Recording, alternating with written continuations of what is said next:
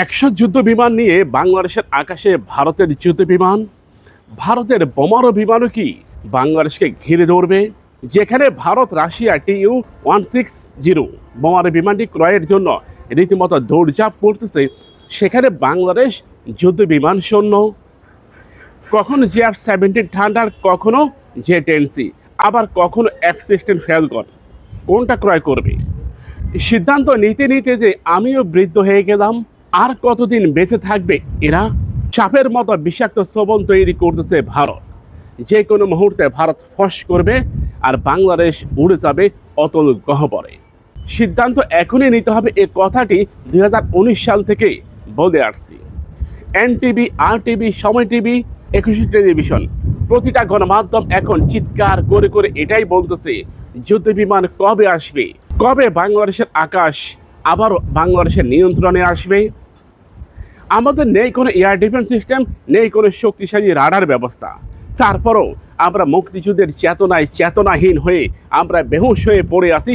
সেই কোণ থেকে আমাদের কে ঘুম ভাঙাবে? কবে আমরা জাগ্রত হব?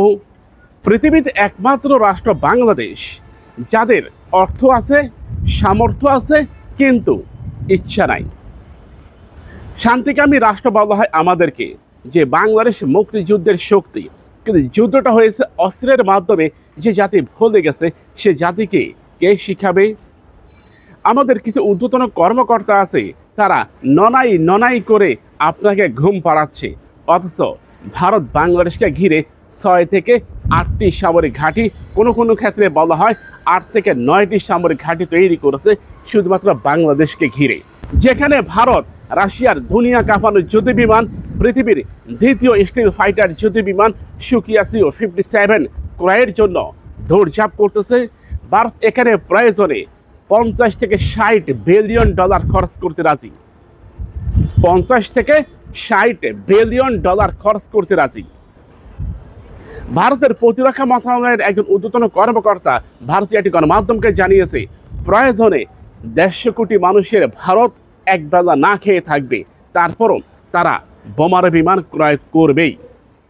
চিন্তা করে দেখুন, ভারতের রাষ্ট্রীয় পর্যায় থেকে ঊর্ধ্বতন কর্মকর্তারা, সচিব পর্যায়ে, মন্ত্রী পর্যায়ে তারা বলতেছে, অথচ আমাদের কখনো কোনো মন্ত্রীকে, কোনো পার্লামেন্ট মেম্বারকে, কোনো সচিবকে, এমনকি প্রফেসর ইউনূসকে আপনি কি এটা বলতে শুনেছেন? এখন বাধা দিচ্ছে কারা? দিল্লি থেকে নাকি মায়ানমার থেকে? বাধা তো আসে, কারণ J-10C, JF-17 থান্ডার, আপনি JF-17 থান্ডারের কথাই ধরুন।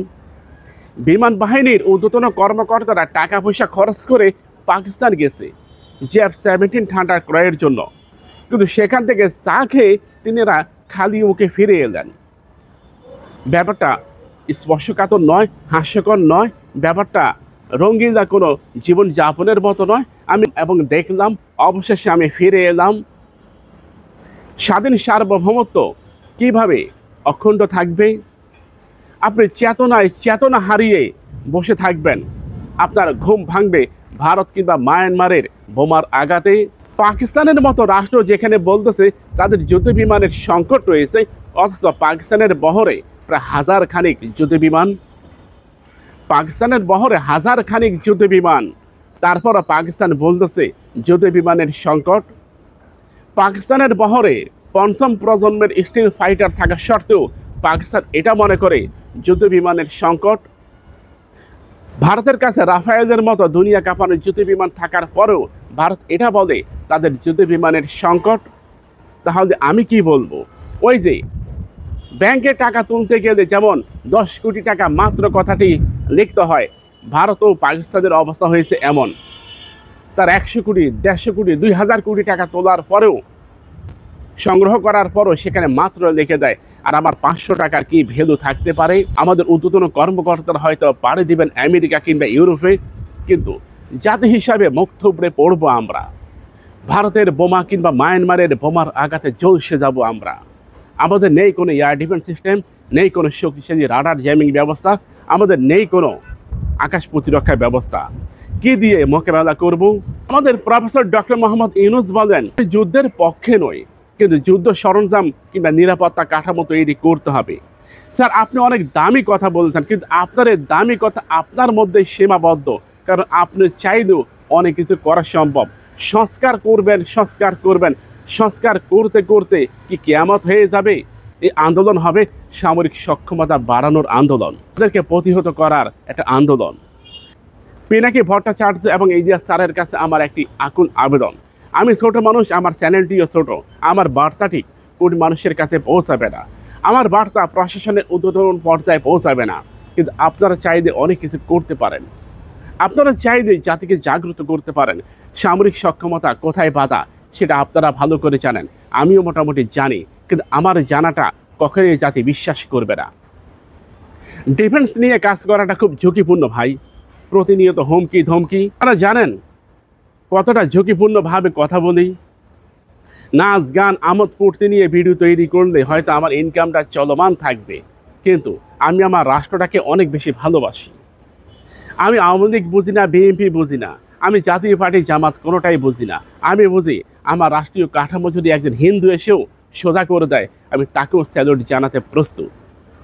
আমাদের চ্যানেলটিকে সাবস্ক্রাইব করুন, পাশে থাকা বেল বাটনে ক্লিক করে আমাদের সাথে যুক্ত হন, চ্যানেলটিকে অনেক বড় করুন। ইনশাল্লাহ এই ছোট চ্যানেলটি বড় হয়ে একদিন পুরো জাতিকে ঐক্যবদ্ধ করবে, এটাই কামনা করি আপনাদের কাছে।